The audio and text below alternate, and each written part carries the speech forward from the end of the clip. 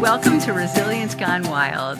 We just had the most awesome conversation with Andy Dehart from Loggerhead Marinelife Center around sea turtles and not making mistakes because we learn from them. And we had this special bond between Andy and Kai that he's going to share, right? Yeah, well, I mean, first, congrats, Jessica. You got here. It's our inaugural interview episode. You and I have been working our butts off for, I think, like 6 months, getting all this information together. And such fun, by the way. Yeah, and you know, all that hard work up front allows us just to have fun at these interviews, right? And that's exactly what it was. So again, I had my wrap it up ready to go, but I couldn't drop it till like 45 minutes in.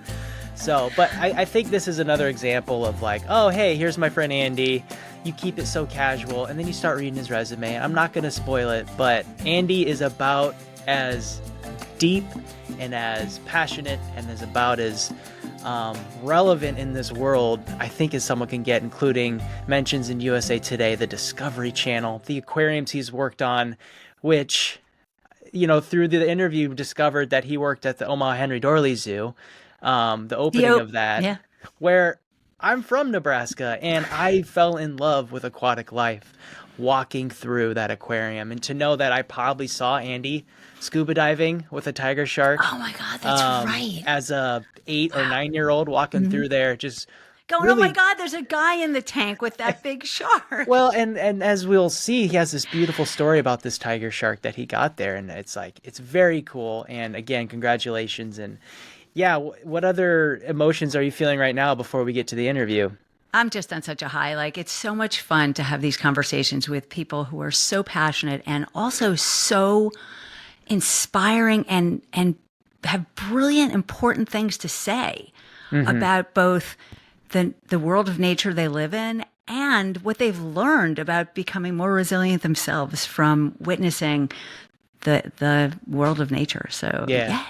Yeah, and I think for me, a reminder that the doom and gloom is there, but there is a message of hope, and Andy really did bring that. And Yes. Our effort to be involved can have an impact, and you'll hear a story about how they're literally applying antibiotic paste to coral reef, I believe, to help stop what's happening as they discover what is happening. And it's like the effort that it just takes for people and volunteers is just so huge. So You can just feel the love. You can feel the passion. You can feel the love. It's a beautiful thing. You can feel thing. the love. It's a very beautiful thing. And yeah, from Alaska to Florida, you're going to hear it all. But so we won't spoil any more. And should we get to the interview? Awesome. Looking forward to it. All right. Enjoy, everybody. Welcome, Andy, to Resilience Gone Wild. I am so excited to be here chatting with you about ocean conservation, sea turtles, and our resilience lesson about throwing out the idea of making mistakes and instead owning our decisions and learning from them. So welcome, Andy, and we would love to hear more from you about your work and your passions and whatever else you'd like to share. Thanks for having me, Jessica. It's always nice to talk to you, whether it be this way or on campus. Yeah. Yeah, it's, obviously for me, I've had as you could tell by my already over-enlarged bio, I've had a pretty crazy route to where I'm at right now, going from shark biologist to turtle hospital CEO has been a wild journey. Those two things don't always play nice together, but it's That's such a funny thing. I think resilience is certainly part of that, and I do think this podcast is right in line with something that's very true, is that the nature is resilient, the human beings can be resilient, and I think we can look to nature to find those lessons. Awesome. Yeah, you brought up something I hadn't thought of, that, which is funny, that sharks are pretty much the only major consumer of large sea turtles. I mean, the babies are at risk all the time, but yeah, that's such an interesting, complex contrast. Yeah, it's actually even more unique in the fact that probably my number one specialty is with tiger sharks, which is the one species of shark that is known to feed on sea turtles regularly. They've adapted really unique strategies for how to feed on sea turtles, including their teeth shape, how they hunt, and even how they get rid of sea turtle shells at the end of this process. So wow, I haven't heard of that one. Can you share that? Because that's the one piece I haven't heard. Yeah, sure. Yeah, it's obviously, as you might imagine, if you feed on sea turtles, getting rid of the shells not a fun part. So yeah, but just to tell people, like, sea turtles can be 300, 400, 500 pounds in the So So they actually have an adaptive strategy, tiger sharks do, where they can evert their stomach out their mouth and do the hokey pokey and shake all the turtle shells out, and then they suck back in their stomach across those razor sharp teeth, and hopefully they don't perforate anything. So, not that they don't do that every time, but it is a unique adaptive strategy. That's incredible. So I have to say, I've seen a cool video that I've shared with Loggerhead guests just to sort of give them some ease when they see the nurse sharks, which are clearly, not enemies of the turtle, but about a turtle that escapes into the reef because the sharks can't go into super shallow water. And it's so inspiring to see the way turtles actually, are able to survive a lot of shark attacks. I don't know if you want to, you probably have a lot more insight into that than I do. Yeah, the other adaptive strategy, sharks are predominantly ambush predators, so they do use sneak attack methods or sneak bite. Everybody uses the term shark attack. I hate that term, like they're premeditated, serial killers. But in the wild, they do need to eat. That Yeah. just like anything else in the ocean, they have a role and a very important role to play in the ecosystem, just as sea turtles do. But so one of the strategies that sea turtles have is to actually barrel roll like a fighter plane around the sea turtle, around the shark's head, keeping the widest part of the shell towards the shark. Turtles can do that hopefully long enough to get to, like you mentioned, the reef or some rocks to get some structure to hide in. Yeah, we're going to post a bunch of those videos and info on the show notes, so check them out if you want to see more. We won't post any of a shark eating and extruding, or whatever the right word is, its stomach to get rid of the shell. I promise, but you can probably look that up. Yeah, so yeah, it's really fun to watch them spin around the shark and be able to maneuver. Like you wouldn't think that sea life is so incredible watching what they're capable of physically, in the wild. Like, I think we really underappreciate the maneuverability and agility of sea life. Yeah, I think one of the things that teaches you very quickly is if you try to collect fish with a net. I think one of my jobs has been to be able to kind of in a very smart, very conservation aware way actively collect fish for public aquariums when in my prior roles. Being able to do that in a very sustainable way, a very eco-conscious way.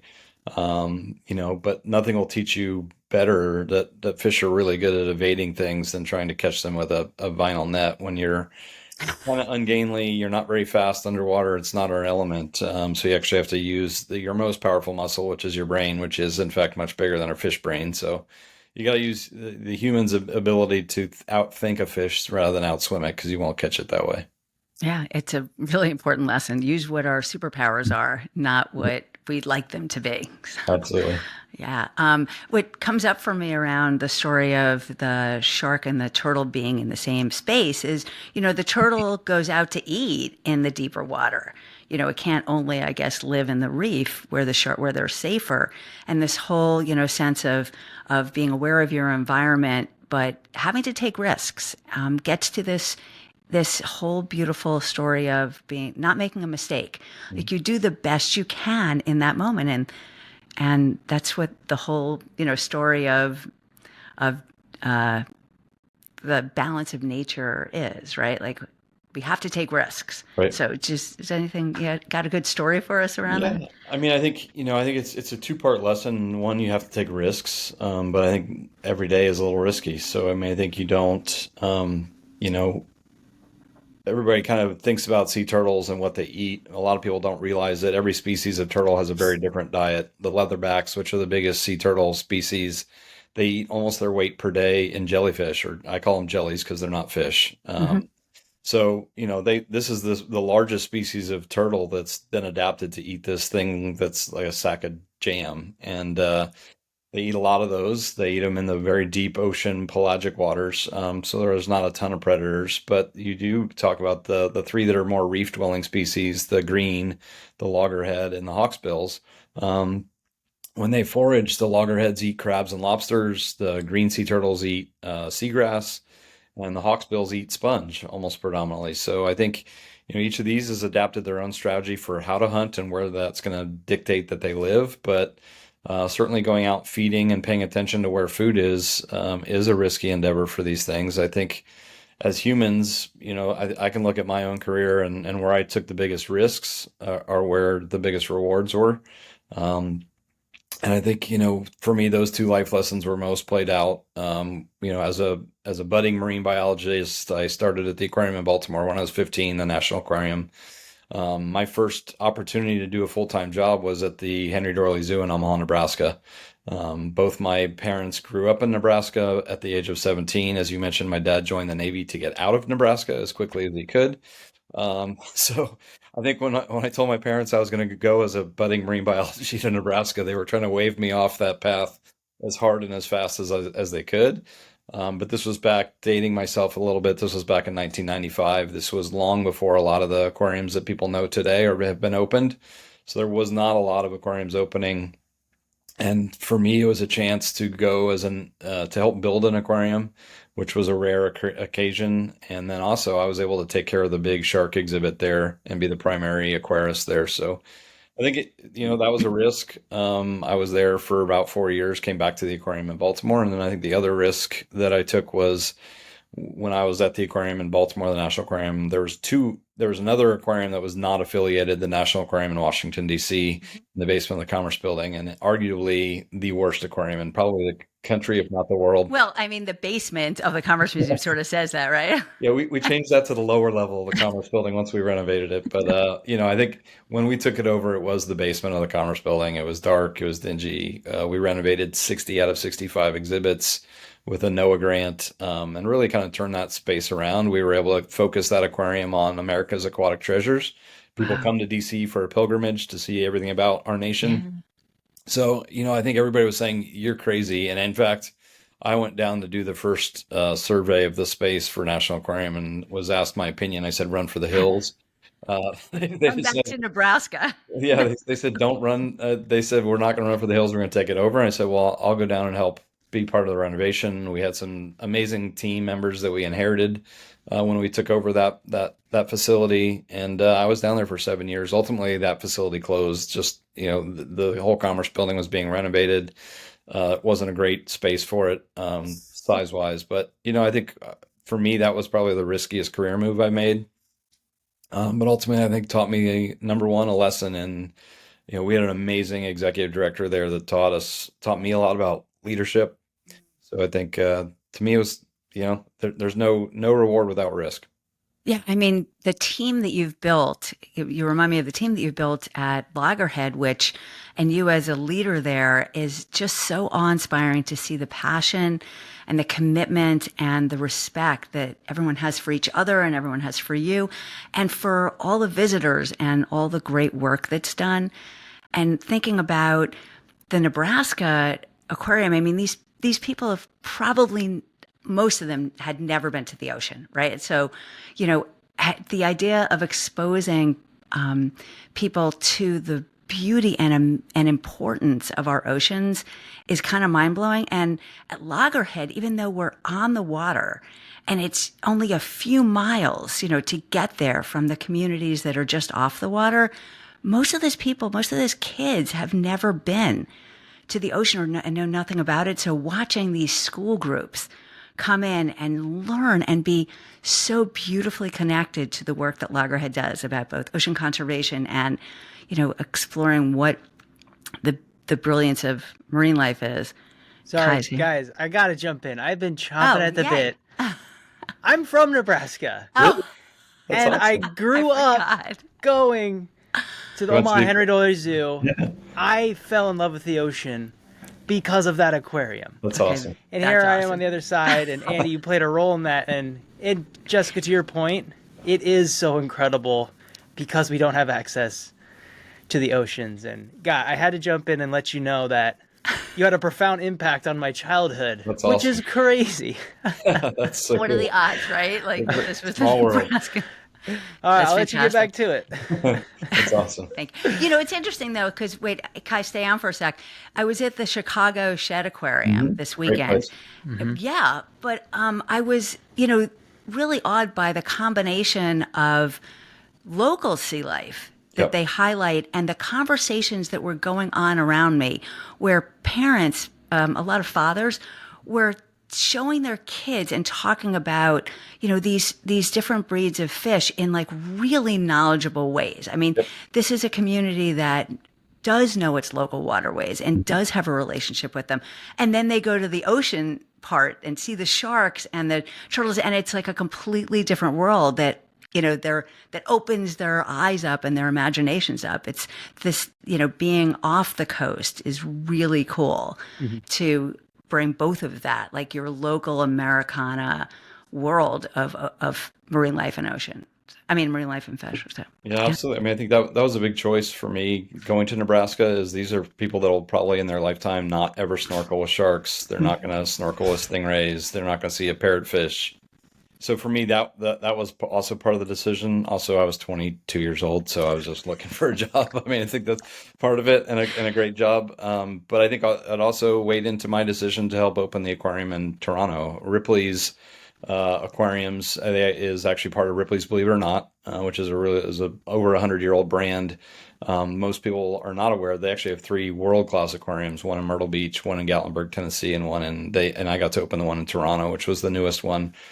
But very similar, I think that's a fairly standard thing within a lot of aquariums. Monterey Bay Aquarium really kind of kicked off that model of let's focus on the local waterways in an aquarium. Because even though you're at the beach or you're at the coast, most people are not engaging below the surface of the water. So Monterey Bay really, I think, knocked it out of the park with that local ecosystem aquarium. But since that time, there's a lot of folks, even though the aquarium in Baltimore, we had a Maryland Chesapeake Bay gallery. When I opened the aquarium in Toronto, I think one of our more popular galleries was the Canadian Waters Gallery. And to your point, we had parents and kids saying, "Hey, that's a walleye. I caught that at the lake. I didn't know what they looked like underwater." So I think that was a really cool element of bringing that. And I think it also, in Toronto, we use that as the first gallery, I think, to open conversations. And then you leave there and then you walk down this ramp and it's a 20-foot coral kelp forest like you'd find in British Columbia. So I think then you dump out into what we called our rainbow reef, which is our tropical Pacific. You go from browns and greens and oranges to every color of the rainbow. So I think, but by that point in time, you've seen the familiar, and now it's time to see the otherworldly. So I think that's a really great experience. And I think to get to your point about the kids at Loggerhead, it is why we have aquariums here. Prior to our expansion in 2022, we had two or three little small aquariums, but we wanted to add a much larger aquarium component for a couple reasons. We are an active sea turtle hospital. We only keep turtles long enough to get them rehabilitated and back into the ocean. That's our mission. That's our goal. Our head veterinarian is an absolute dynamic, amazingly talented veterinarian, and she has a very treat 'em and street 'em mentality, as I call it. Get them treated, get them back in the surf, and out. So on any given day here at Loggerhead Marinelife Center, we might have 5 turtles. We might have 22 turtles. But that's why one of the reasons we wanted aquariums as well. We have a large jelly aquarium. We've got a coral reef aquarium, mangrove and Gulf Stream. And the reason that is to show the habitat that these turtles live in, because just focusing our conservation efforts on turtles is not going to help unless we help the ecosystem. And as I mentioned, they all have very different foods. So seagrass beds are incredibly important to green sea turtles because of the phosphates and the fertilizer in the water. We're seeing seagrass die off at an alarming rate. It's affecting sea turtles and manatees.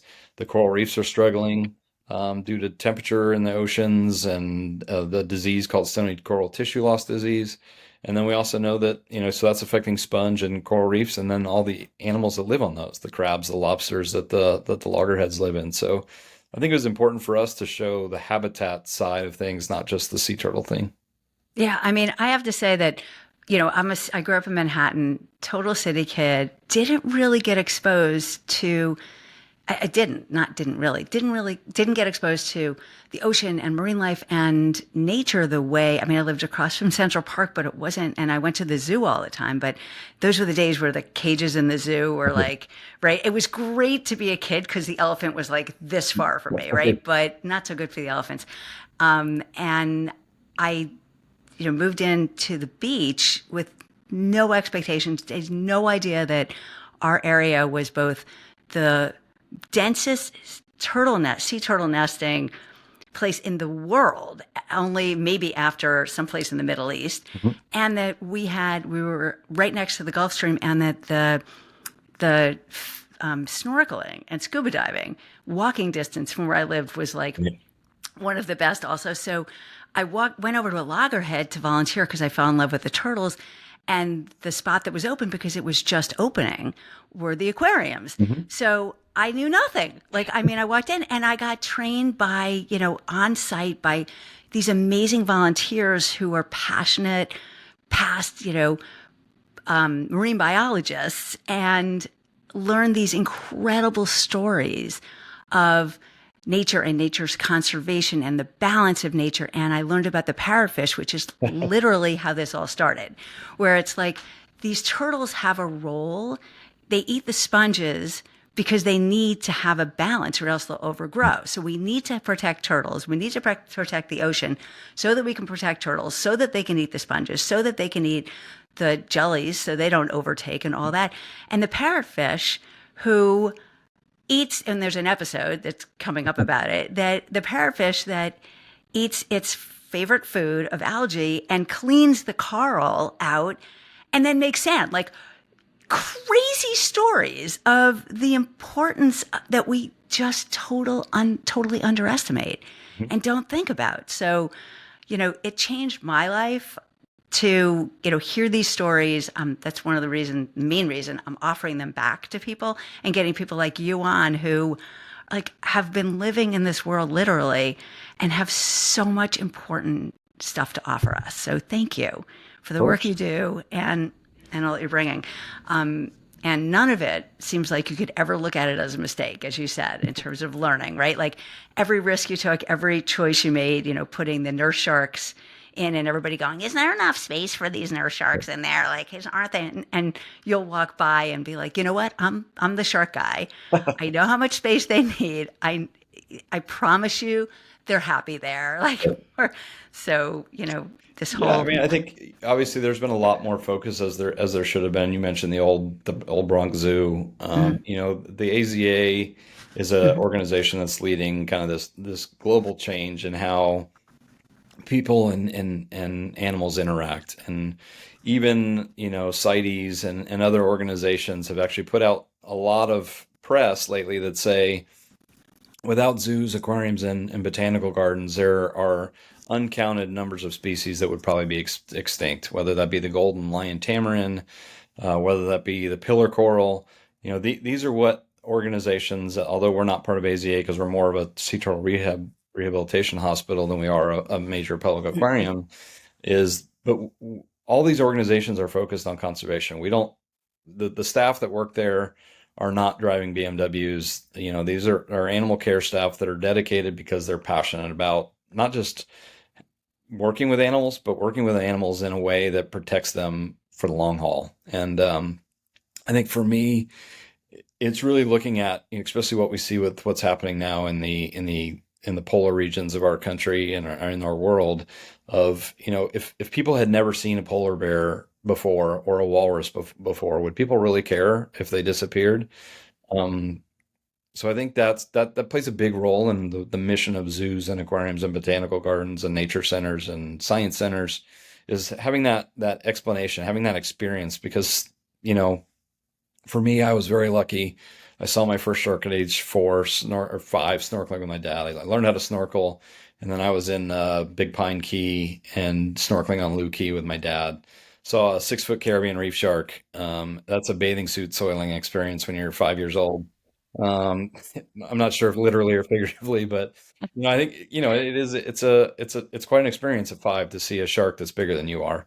Um, Especially in the late 70s when Jaws is at its peak. So right? Yeah. And they're bringing it back, which is not a good thing. I don't yeah. think. So I think, that to me was foundational, and I think aquariums can play that same role. So I see the role of the Loggerhead Marinelife Center is that first glimpse of inspiration. As you mentioned, there are a lot of kids around here that come to our school groups. One of the main draws for me to come to Loggerhead was that free access. So we are a no admission facility. We take donations at the door. We have what's called the Gordon Gray Circle of 100. It's our highest level of donors that give 5,000 a year annually towards our annual fund. We are in a very philanthropic place in North Palm Beach County. We have some absolutely, truly amazing, very generous donors that donate on our behalf, but we also get a lot in door donations. Mhm. And the other recipe to our success is we have a boutique gift store. Yeah, that It's such a good shop, I have to say. and we have an amazing buyer who's been here 27 years. She's been a critical part of the success of Loggerhead. So it is this blend of private and foundation giving and retail success, just not through tickets. And what I love about that is it allows kids from Palm Beach County and Martin County and Broward County that would not normally get the chance to come to the beach, even though there's free parking, free access. We know that. Um, when I was down in Miami at Frost Science, we had kids that lived 5 miles away from Frost Science that had never been to the beach because parking at the beach was 35, 30, $40. And that's well out of reach for certain families. So I think the goal of most zoos, aquariums, Palm Beach County is blessed with a number of amazing animal operations from bush wildlife to Palm Beach Zoo. Cox Science is building an aquarium. So Palm Beach County just really is truly rich with animal experiences. So I think getting those kids to have that first spark and maybe that starts a conversation, they take one step up the conservation ladder. Yeah, actually, I've been inspired by, there's a lot of interns around from the high school programs that they actually have some marine science Hmm. programs. And these kids are so inspiring, like to see the next generation of kids who care about, and because they've been connected to the ocean for years, having grown up there.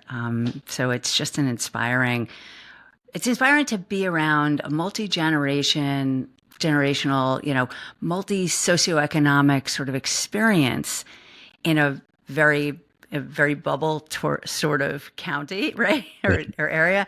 And that nature can bring it all together, right? Like the awe, the lessons, the beauty, the resilience, like all of it. So the fact that we're saving species from extinction, which is very much a reality, by having these formal aquariums and zoos and all the rest, is something that we need to get the message out more, right? Like, because we live on donors, we live on philanthropy. So Correct. Yeah, and I think too there, if I read my Apple News every morning, and I think there's a lot of doom and gloom in there. I think we certainly have to be paying attention to what's happening on the planet. From fossil fuels to fertilizers to you name it. The world does not seem like a rosy place. I've got two kids, 17 and 14. They have climate and planet anxiety of what's going to be facing me when I'm your age, Dad. If this is what's happening now, and in my lifetime, as I said, my first snorkel in Florida was the Lou Key in Big Pine Key, and that reef does not look the same as it did when I started in 1979, 1980. That is a very different place than it was when I was a kid, and I will 100% say not for the better. So I think those that doubt environmental degradation, I can tell you firsthand it's happening, and it's happening because of heat stress. It's happening because of pollution. It's happening because of chemicals. All of those are real things, and I think it's okay to kind of doubt the source and question the source. As scientists, we should be questioning why this is happening. But I think for me, we have to balance that doom and gloom and not add to it. So I think for me, this is a place of hope for sea turtles. So I think, yes, we're seeing human induced injuries. We're seeing entrapment in monofilament. We're seeing ingestion of plastic. We're seeing hits by boats.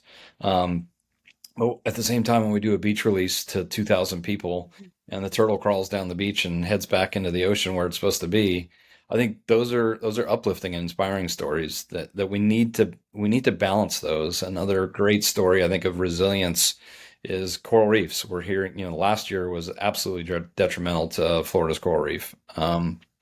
We have two ongoing things going on. There's a stony coral tissue loss disease, which scientists are still trying to figure out. We've worked a lot with that.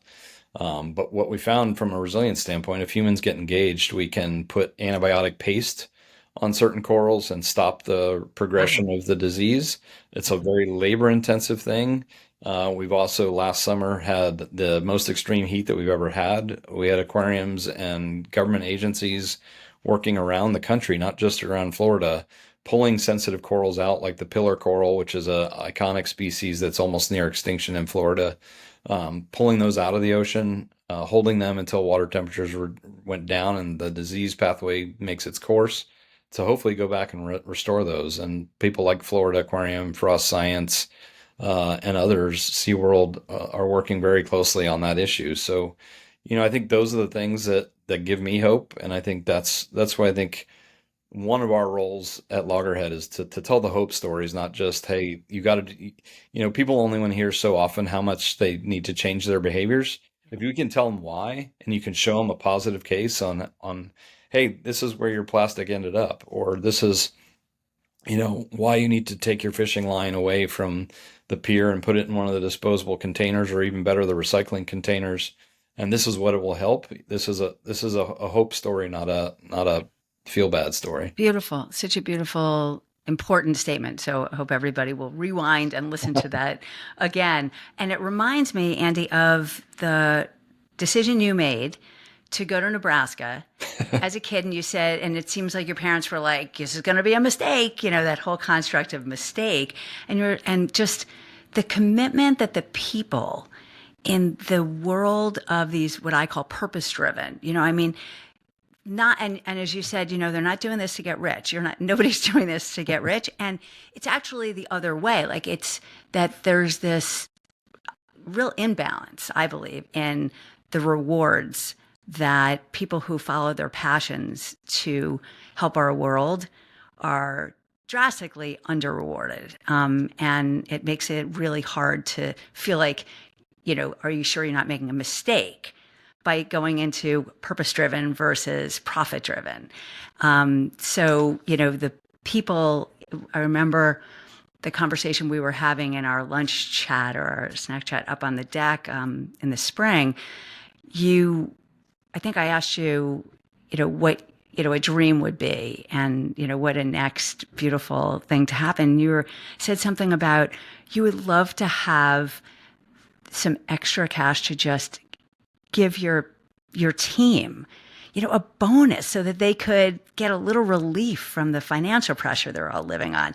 So I'm not using your words exactly, but that was the gist that I heard. So can you talk a little bit about, the choices that the people who commit to this world of hope for reversing what happened in the 70s and 80s, trying to recover from it, and what they really deserve, what you all really deserve?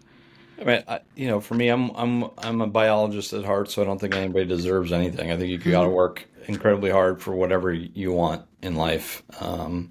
I don't necessarily believe anybody's owed anything. That's very fair. I love that. Yeah. But I think it's unfair to also say that folks that are in financial for financial gain, I mean, that's just as lofty a pursuit. And I look at inventors that invent things because they want to get a patent to make a lot of money. Ultimately, they end up changing the world for the better. I mean, you look at the guy that invented the intermittent wipers that decades, 40 Love my years, intermittent wiper. yeah, 40 years later, he finally got a payoff after fighting all the car companies. And, I mean, I think that there's those tales of work and pressure and consistency.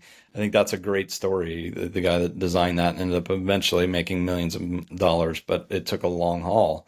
I also think successful business people in the business world are part of what helps us do what we do. Because if you don't have Very that, true. if you don't have the folks that have the generous wealth to give away, we don't operate. So I think it's a yin and a yang.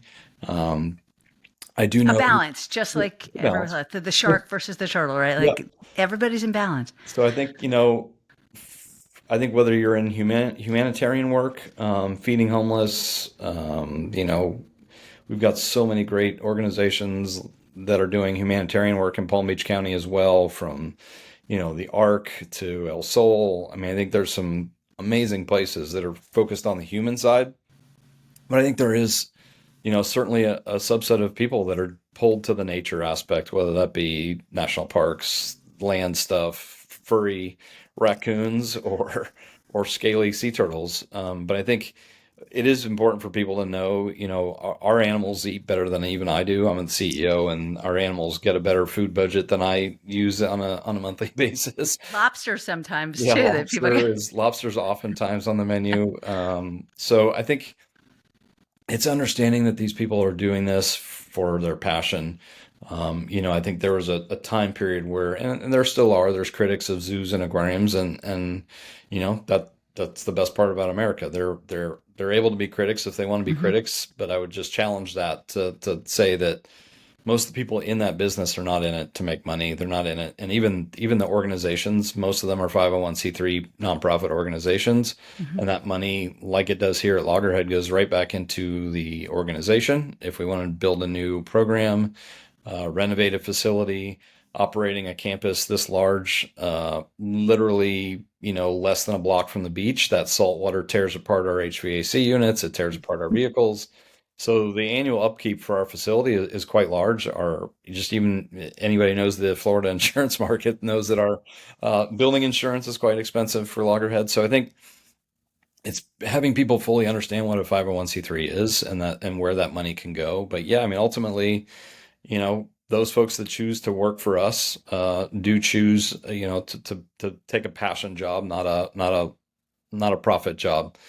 And I think getting started in the aquarium business, the nature center business, the museum business, most entry level people either have a significant other, a roommate, or a second job. And Or all of them. and when I was in Omaha, I had all of them and probably gave some plasma somewhere along the line too. So I think that's so for me. I guess probably because I'll never forget where I started is just trying to say, okay, our team is killing it. They're doing amazing work. Last year we had the most attendance we've ever had. We had the most sea turtle patients we've ever had and released. We had our highest nesting numbers. So our research team that's out all night, they're coming in at 6 in the morning while the next team's going out to go look at the sea turtle nests. So I think these are very passionate people working long hours, working hard hours.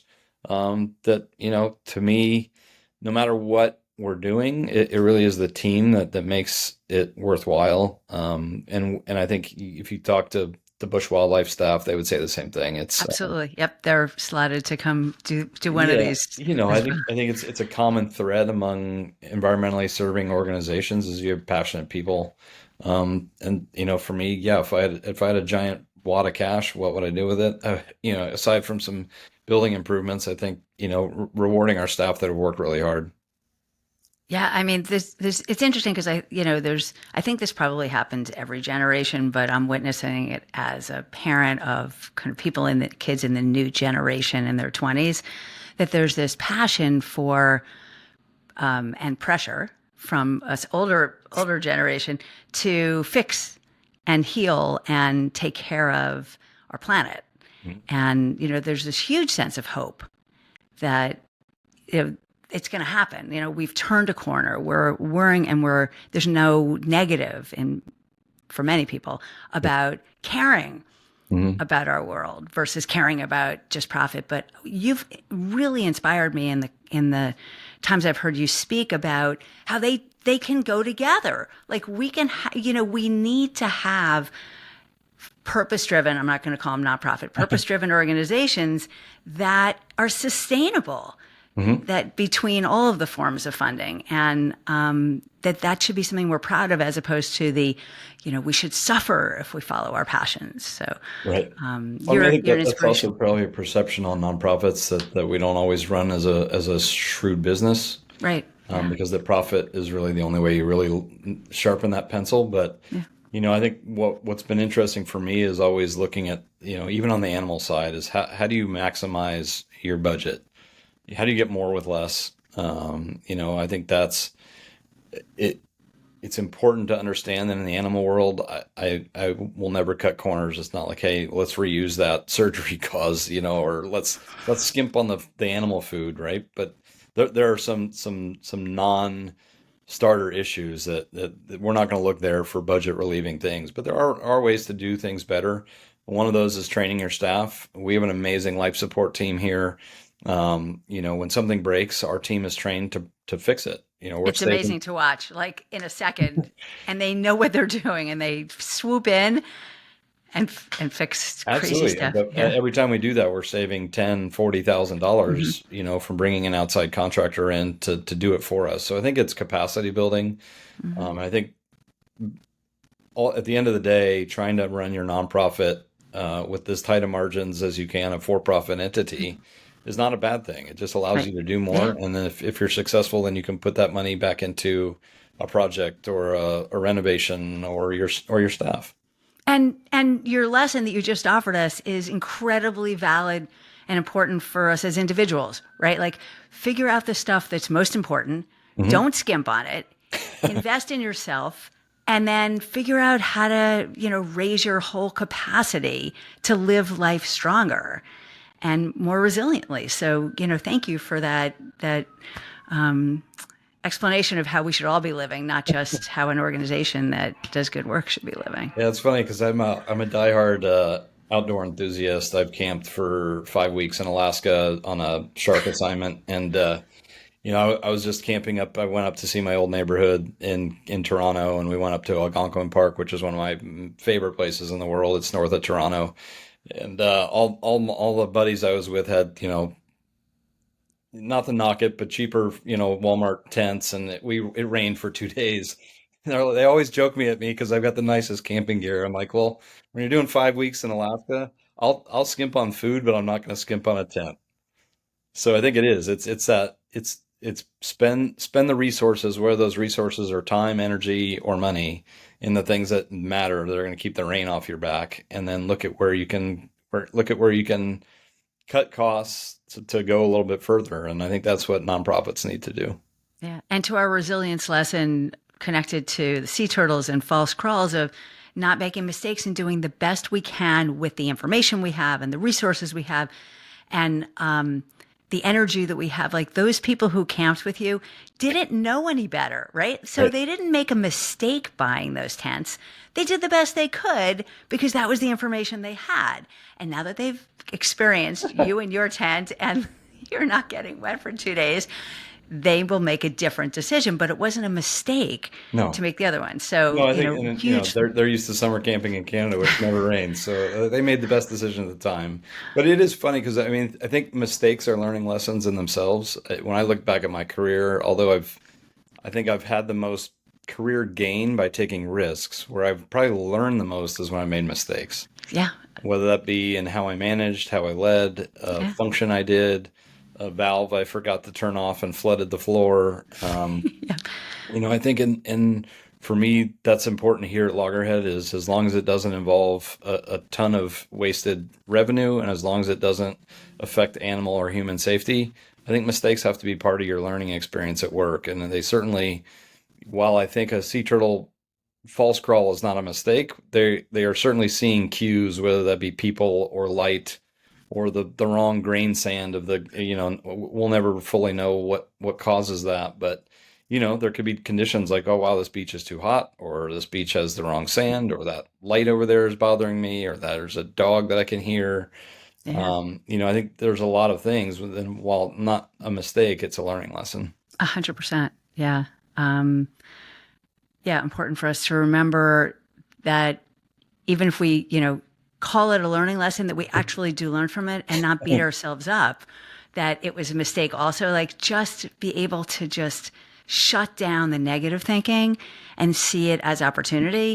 And what can I do? I can put a sign up that says, don't leave this on. Like this Right. can leak overnight or whatever it is. Like we keep learning how to make lives a little bit better, our lives a little bit better if we stop and process that and don't beat ourselves up. So that's, a big part of the lesson. Yeah, I'd be lying if I said I didn't make the same mistake twice on Okay, yeah. But some you programs. But probably didn't make it 3 times, yeah, right? hopefully you don't do that too often. Right. 3 strikes and you're out. So Andy, this has been unbelievably awesome for me to be in this conversation with you. Thank you so much. I would love if you just give us one like really cool little anecdote of your favorite something that love, a story you love to share, just to sort of wrap us up, and then tell us what you're looking to do going forward that's in your vision and in your planning. Sure. Yeah. I mean, I think in your notes you had asked me a couple special animal moments. I think for Hmm. me, one of those is at the aquarium in Nebraska, the Henry Dooley Zoo. We were one of the few aquariums that's ever tried to maintain a tiger shark. Not a sand tiger shark, but a tiger Oh my shark, and God. we did that successfully for In longer. its own tank, I imagine. It was in an aquarium with other shark species and coral reef fishes, but Wow. she did not transport very well. So I ended up pushing her for about 5 hours to keep her swimming and breathing. Um, Wow. So you were in the water with her. yeah, in the water with her for 5 hours, just pushing, and I think somewhere along that line she bonded, which would not be something I would have predicted for a shark. I mean, I think if you most people think sharks are fairly low intelligence, but they actually are quite smart. So whenever I would get in that aquarium after that, she would swim down the tunnel and give me a high five with her fin on my forehead, which is when you're Fabulous. dealing with what, when you look at the numbers, it's probably the third most dangerous shark, but I think it's all relative. So I think, for me, that was a really special memory that these sharks are really capable of learning, and deeper than just because we train sharks a lot in the aquarium industry to go to colored or shaped targets. Um, they learn that behavior fairly quickly with positive rewards for food.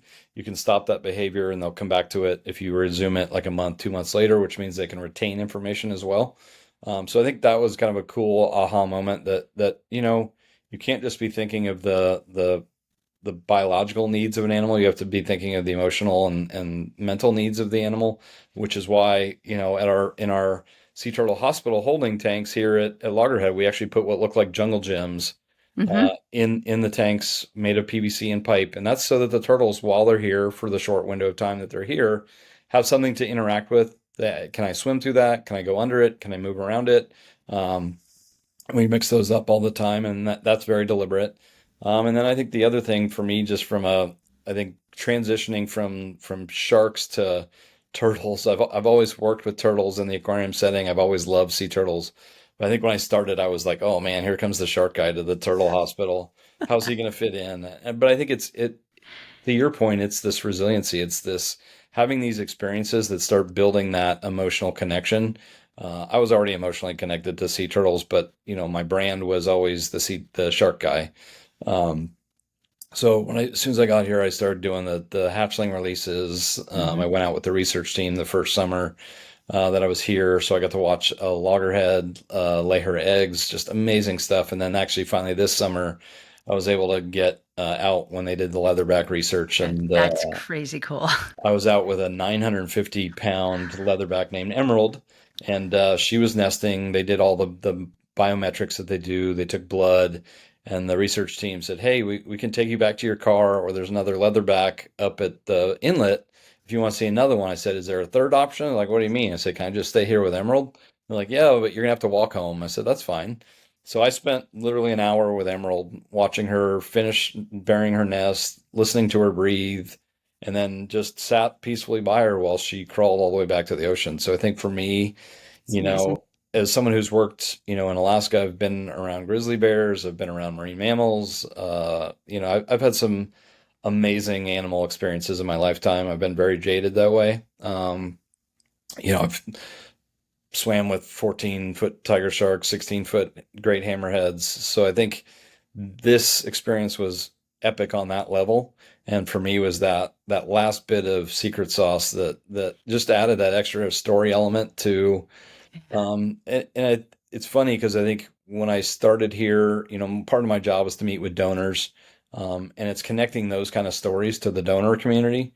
And I think that was that last story I really needed in my toolkit for how to really get people to care about what we're doing. And I think that was awesome because I had the best time out with our research team.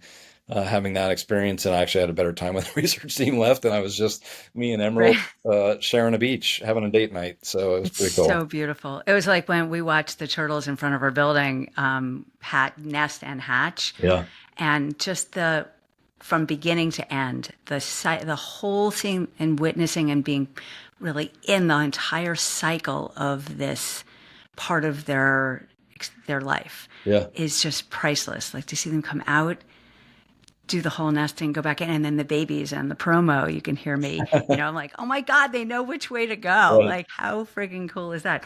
I just want to ask you one more thing about senses. And because you mentioned it, and I think about it, I did not know, and I think most people do not know about the sense of sound and that is offered by marine life. And the first time I watched a loggerhead nesting, the sound part of it, the grunting and the exhaustion and the effort, and then grunts. We have grunts in the aquariums that actually communicate. That there's this incredible communication by sound, which shouldn't be a surprise because sharks, to your space, are very conscious of sound, I think. Yep. But can you just talk for a moment about that? And then I'm going to just give us where you're going next, like what's happening that you want to share with us, because it's just so exciting. And then we'll be done. Sure. Yeah. I mean, some people don't think about it. I mean, I think it's funny because Jacques Cousteau's first book was called Silent World. I think that's actually the book that got my dad hooked on wanting to become a scuba diver. And he actually ordered the first aqualung by mail to Omaha, Nebraska. And he taught himself how to dive in the lakes in Nebraska. Luckily, they weren't deep enough to get bent or hurt. But it's fun. It's just kind of funny that's because that's the last thing I think of is Silent World. There's a whole, it's a very different soundscape. It's not birds chirping. But there, certainly if you're in Hawaii, you're hearing whales frequently. As you mentioned, there are fish called grunts, and they get that name because when fishermen first start catching them and you go to take them off the hook, they're literally grunting at you like, okay, it's a threat response. Goliath groupers can, what I call boom, for lack of a better term, but they just make a booming noise if they feel threatened. That night that I had with Emerald, I mean, having been with a leatherback, I'm pretty sure that's as close as I'm ever going to get to dinosaur noises. It's these loud roar, kind of deep inhalations, and then you can tell when she's at her end because she's just like, she blows out this huge breath of air. You can tell she's exhausted. You've got the flipper noise as she's slapping it on the sand, and then one of my favorite things is when you're night diving, you hear all the clicking shrimp and those type of noises at night. So it really is a vibrant soundscape. It's just very different. That's beautiful. And we'll find some good videos to post on the show notes because I can't wait to see them. That's really amazing. Beautiful. So tell us what's up next, where you're headed, what you love, and Yeah, I mean, it's I think for us we've really spent the last 2 years just refining our business model here. As I mentioned, we had the highest number of visitation that we've ever had. We also run the Juno Beach Pier. Um, that's a great website. We have an underwater 360-degree camera, so we actually have a whole group of amateur fish enthusiasts that are like highlighting what species are under there. Awesome. I get to go in kind of covertly. They don't know who I am as a fish biologist and kind of comment as to what fish. But even just this morning, we had a bonnethead shark under the pier. Awesome. We've seen Goliath grouper, things like that. So, so to me, it's taking our campus and our expanded campus, which includes the pier, really refining that business model, making it an incredible visitor experience. Couple that with the donor experience because we have such an amazingly generous group of donors. We've become much more hands-on. If someone is a very high-level donor, we like to do, or potential high-level donor, very custom individual blue carpet tours, 45 minutes and out, get to see what we're about. We have a great event space, and I think early on people didn't quite understand why we're building an event space at Loggerhead, and it's really number one, it helps keep free visitation, and we need a complex group of revenue generating options, and this space works perfectly for that. So that's a big spectacular. I've been there to help teach about the aquariums during the weddings and the rehearsal dinners, and it's so like, where is life better than having that as your history for where you formed that bond of community, Yeah. right? I mean, the cool thing about the event space, it does bring people that wouldn't normally come to Loggerhead on a weekend. We're also trying to find more adult things. As I was in the community, I heard, oh yeah, I brought my kid there, or I bring my grandkids there. Like, okay, kids are not a prerequisite to come to Right. Loggerhead. Yeah. There's a lot of learning activities. So I think we've gotten to the point where we've really kind of shored up our brand. We've spent a lot of time and energy in marketing. We've now got billboards on 95 and the I Turnpike. saw. Yeah. Yeah. So And then we're on the Bright Line. So really kind of for at me the now, airport. it's there. I think there's some smart growth that we need to do. There's some internal, we're in the middle of kind of renovating our Welcome Center, even though we just did a big expansion. There were some things we wanted to tweak in the Welcome Center. There's some things we want to tweak in our indoor space called One Ocean Hall. Mhm. Not a lot of big change, but I think it's just, to me, it's taking that brand and executing it better. And I think for me, at the end of the day, it's trying to build our visitation and also very focused building our visitation by the underserved community. Because if we're going to be a free access facility, the goal of that is to expose people. So I think it's really looking at vehicles and methods. We do a lot of work with Title I schools in Palm Beach County, so I think that's an area where we're very strong already. But how do we do things? Maybe it's a gas card giveaway to cover the cost of gas to come to Loggerhead.